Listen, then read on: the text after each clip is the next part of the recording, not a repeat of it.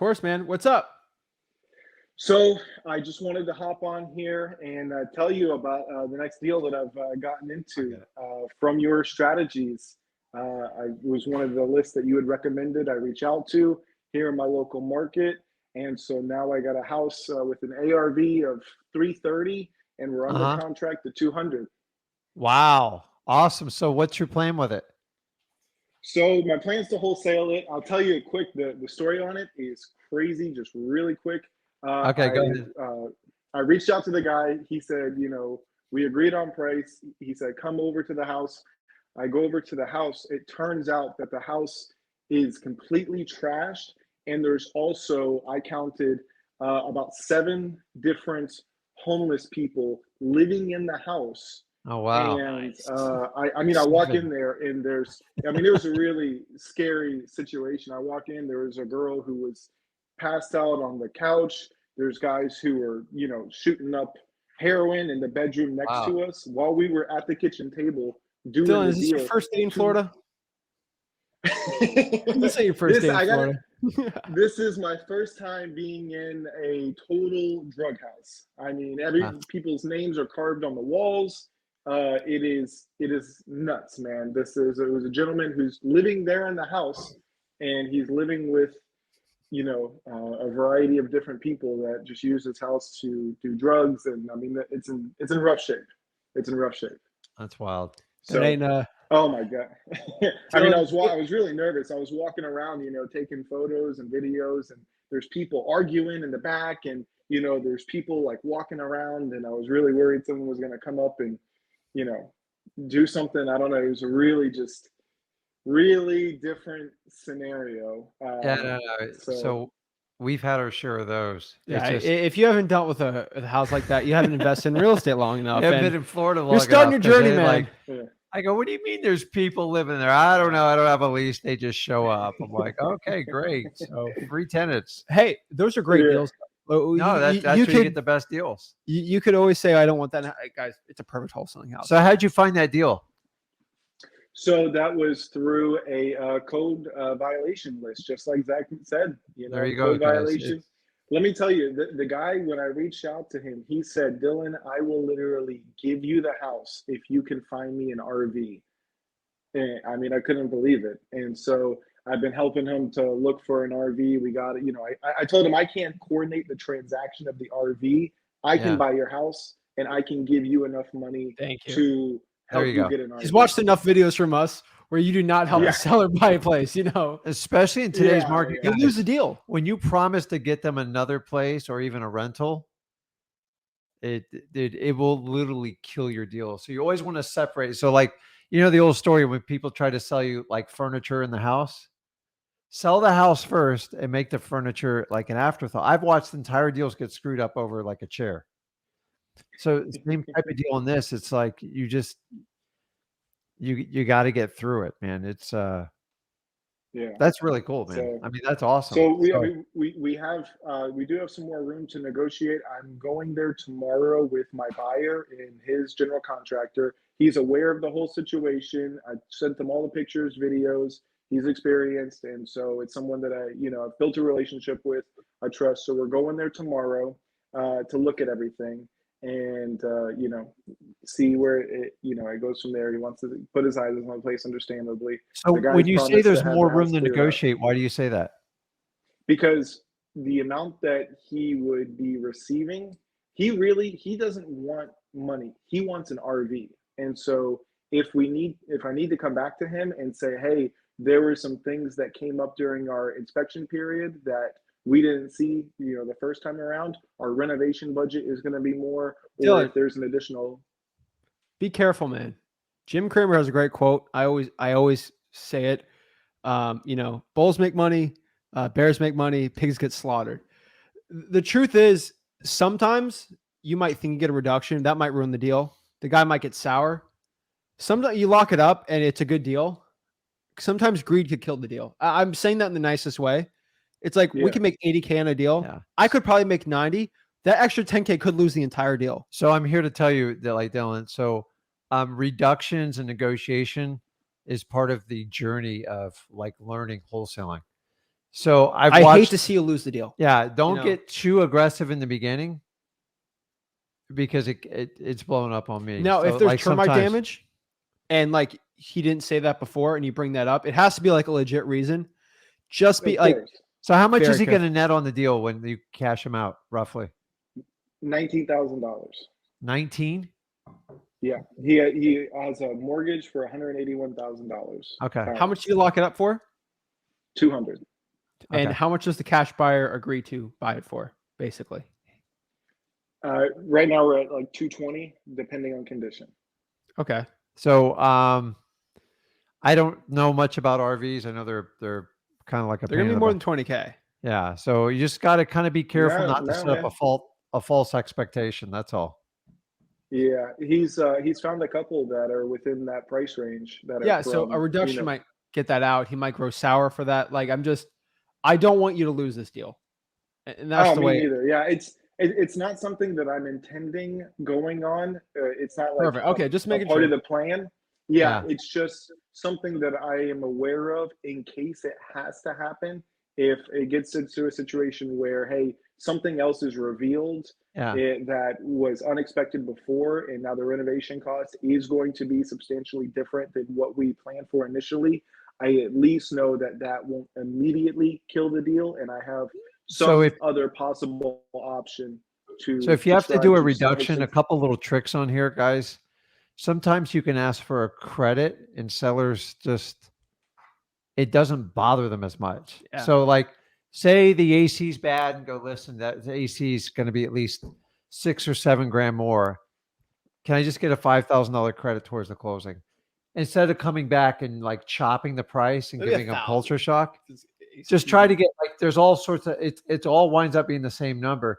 Because if you use our assignment contracts, whatever reduction you get comes back to you anyways, no matter how you word it. The old way, if you do a regular assignment contract, any reduction goes to the new buyer.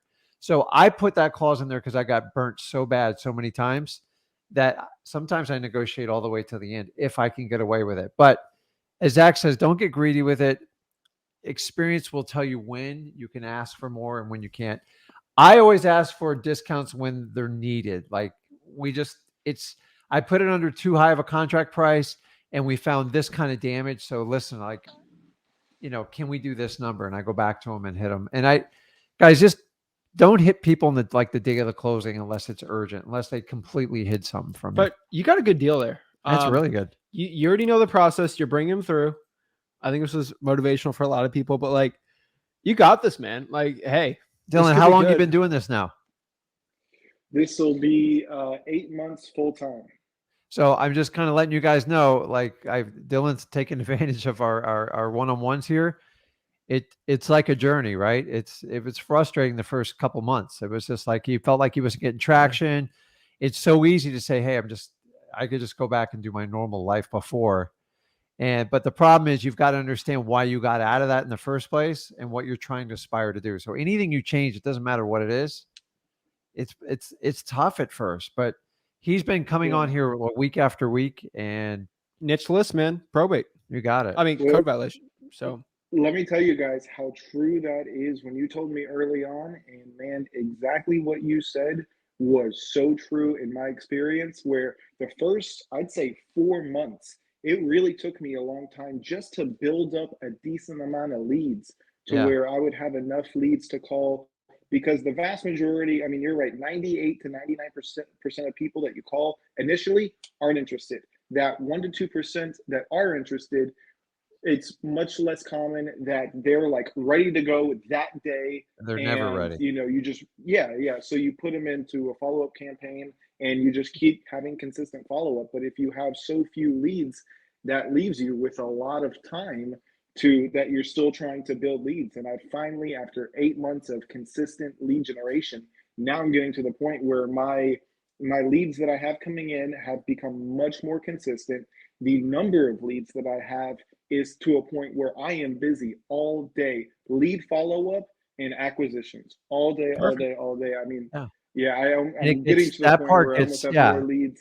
Yeah, and it gets better each month because you get all those. But it takes time. I've told you I've had someone 4 years I've waited out before. 4 years. I go, I'm getting that deal. Yeah. I'm telling you, Oh Dylan. my It's goodness. like you work out, man. You know, there's people at the gym they'll spend. You know, these people they'll spend 4 hours in the gym, and They you got spend guys 3.5 hours on their phone. and then you got guys like they'll be in and out 45 minutes and they're jacked. It's like same thing for like marketing. It's like you could be really efficient with it, or you could spend hours and hours doing. You could get the same results. Yeah. And that's the truth. So it's like, dude, you're doing really well. I mean, I unfortunately it took you this long to learn the niche list lesson. It took me a year, right?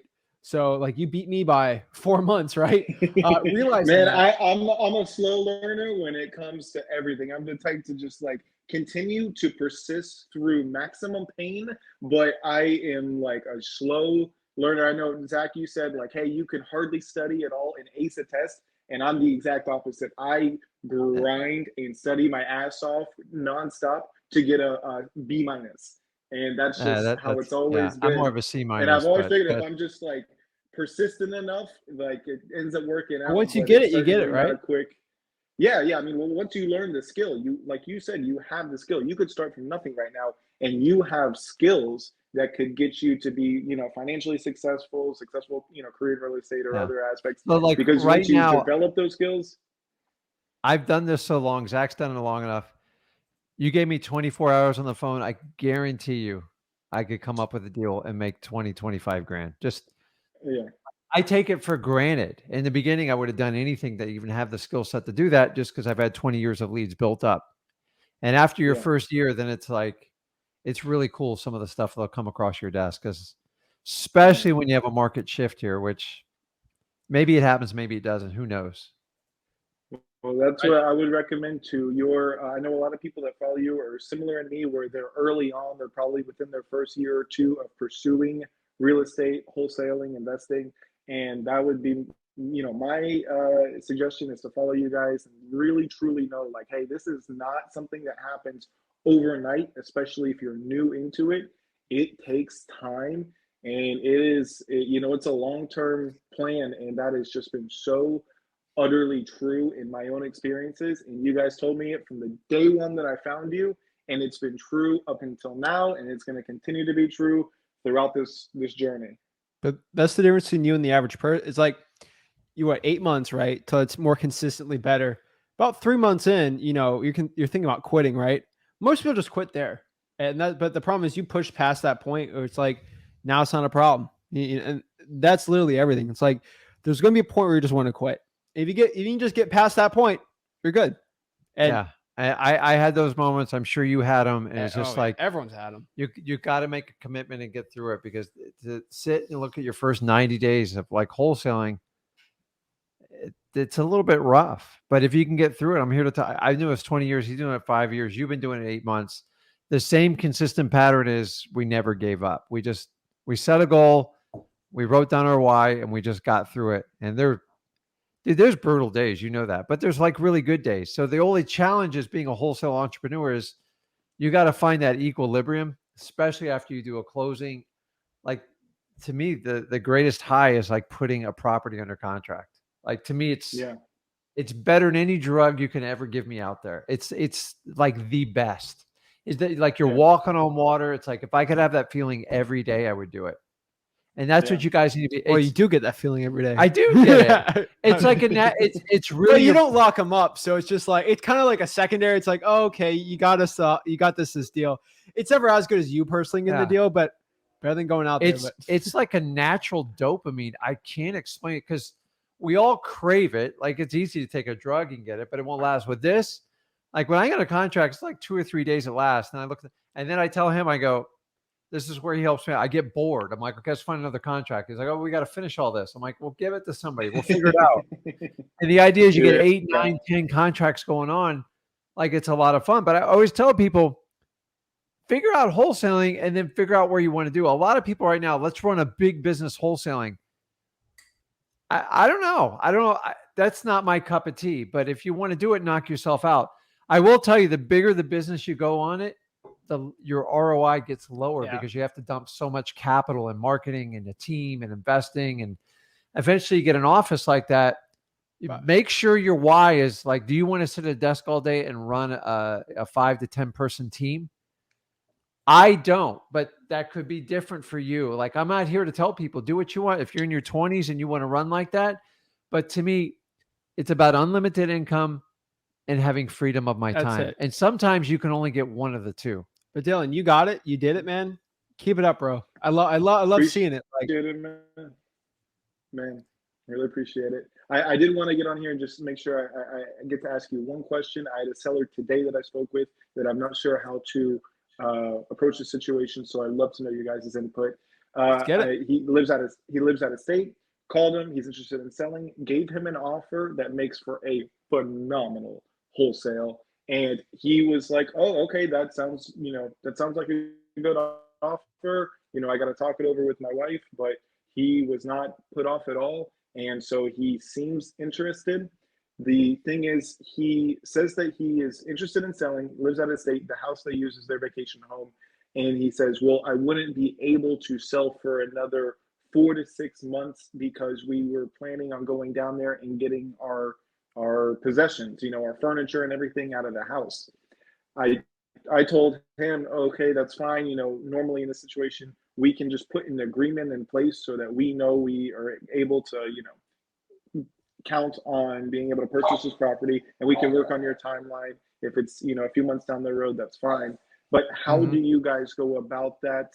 Is, securing a property with a seller that, once they get their stuff out, do you, help expedite that process, or do you put it under contract and then just put it many months out? That's easy. How do you It's navigate one line. that? So put it under contract right away. And then on your closing date, Like tomorrow. Like put on a contract ASAP. today, and then put on the closing date on or before, and put a date that's acceptable to them. I would do 9 months.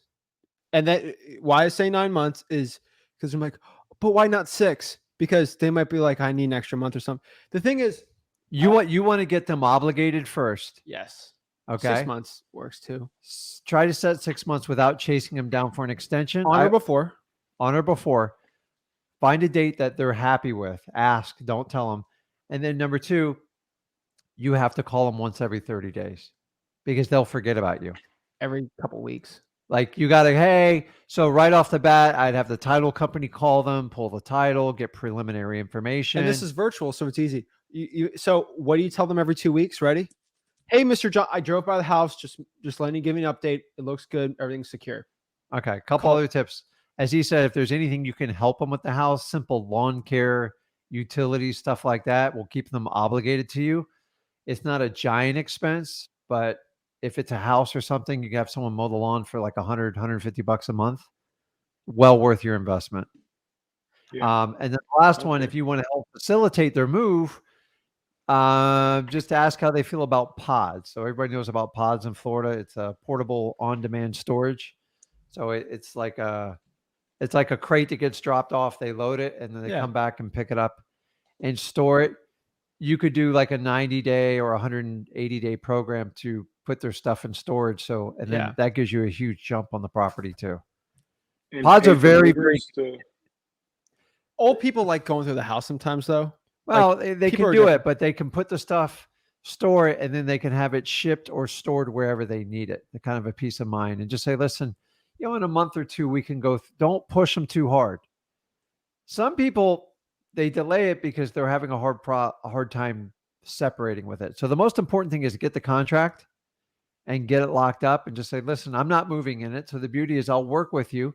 So when you're ready to go, we can just fund this thing and we're good to go. So if you can get access to the place beforehand for anything like that, but contract first and then make sure you keep in touch with them and then try some of the tricks as far as, the pod storage and stuff like that to help speed it along.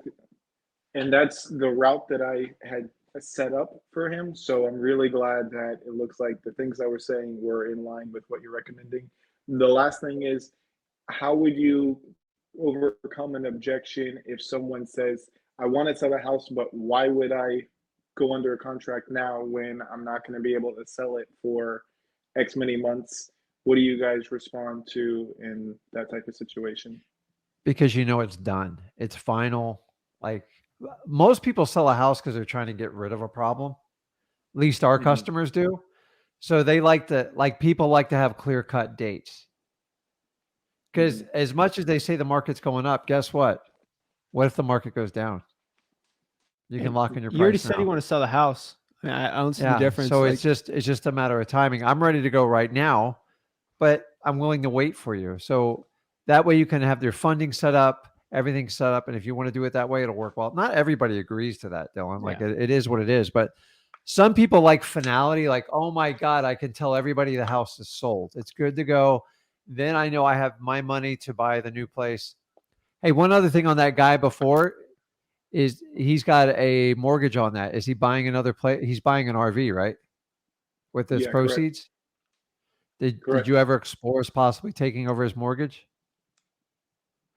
I did. I was doing a sub two, but what deterred me away from that was just I was very hesitant because the guy is obviously not in a very good like I got it. I got it. Okay. position. I'm just asking. I, Always I, I look at was that. just yeah. I mean, I that was my first thought, and then I was Yeah. like, oh man, I'm kind of hesitant about getting into a long-term relationship with this Yeah, no, individual. I who, agree. I agree. is When I hear 100% you're like moving into stable. an RV, though, that is an opportunity to take over for owner financing. But yeah.